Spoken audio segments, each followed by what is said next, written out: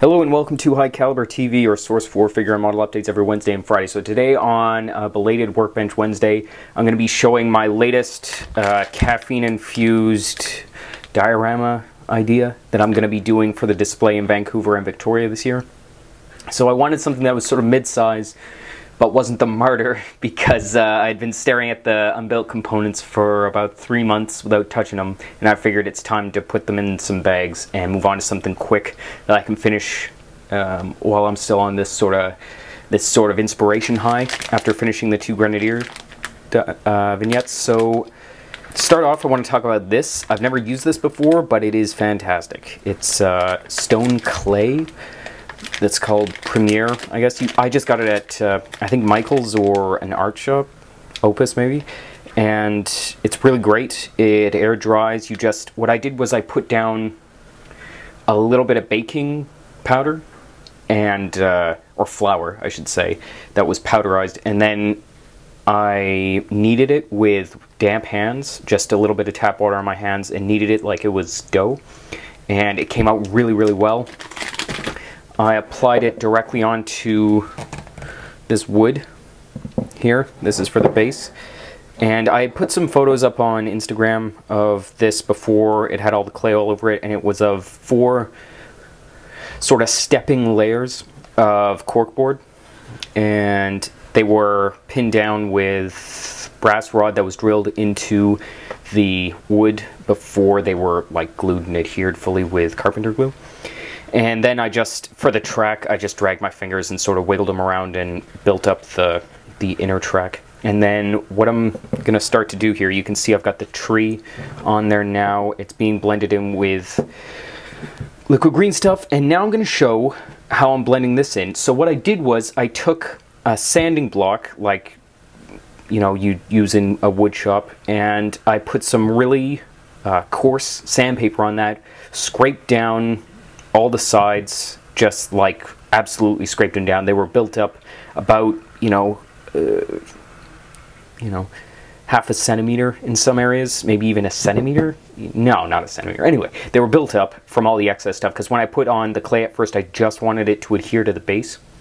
And so I had it overlap quite a bit. But then I sanded it down back to the wood, and you can still see some areas here that are going to need to be blended a little bit better.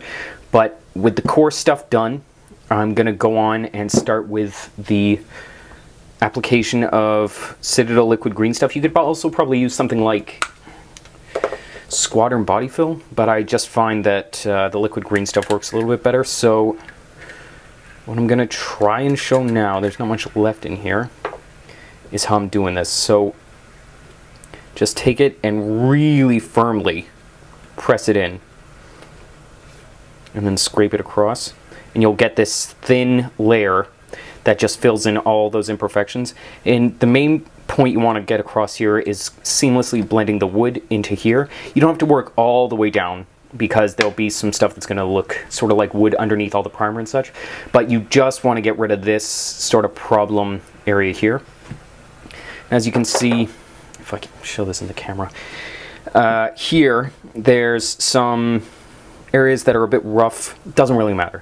I'm going to go over it once again with sort of a less gritty sandpaper, sort of a, I can't think what it would be now, 200 maybe, something like that, 200. And then once I go over that really quickly, I'm going to give it a paint with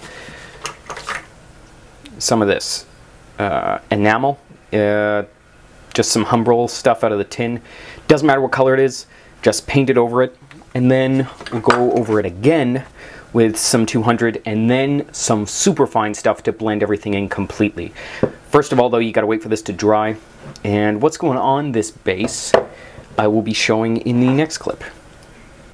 So this is the kit that's gonna be the focal point of the little diorama that I'm building up right now for that base. And I've wanted this thing since I saw it, 5-6 years ago, came out. I can't remember when it came out, but it was sort of hard to get around here. The local shops didn't really have it, and so when I saw it at, I think it's Hobby World in North Van, I picked it up.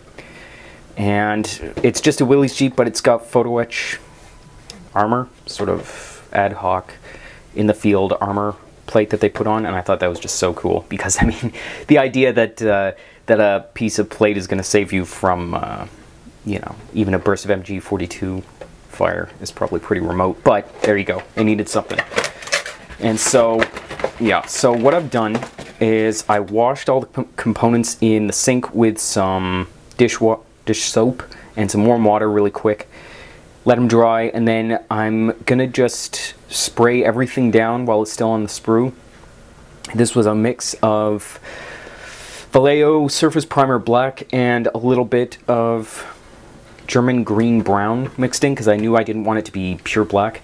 But this isn't to really so much provide a color. This is more just to provide a foundation that isn't white for the successive steps. And then you can see here, there's some really nice sprues in here actually. This is just sort of an upgrade from a Willys Jeep kit. I don't know if it's a Dragon Original molding, but it's probably somebody else. Academy maybe, I don't know. But they give you an all new 50, and it looks really, really sharp for a an injection molded thing. Sort of the chassis for the Jeep.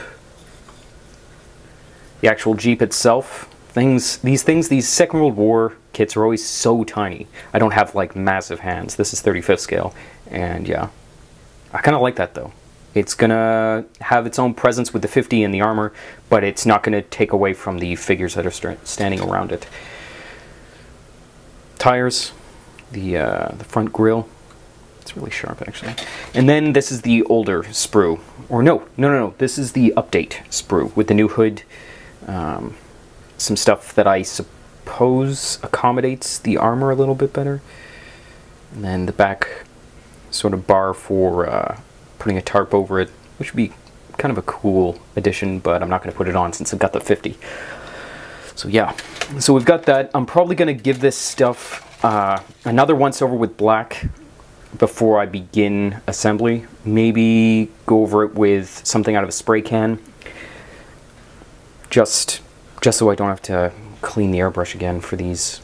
This took like 3 or 4 cups of airbrush paint to fully coat everything. But yeah, looking good so far. I'm going to be doing more videos on the figures in the coming weeks. There's about 8 figures that I've got for this, so yeah, I'm excited.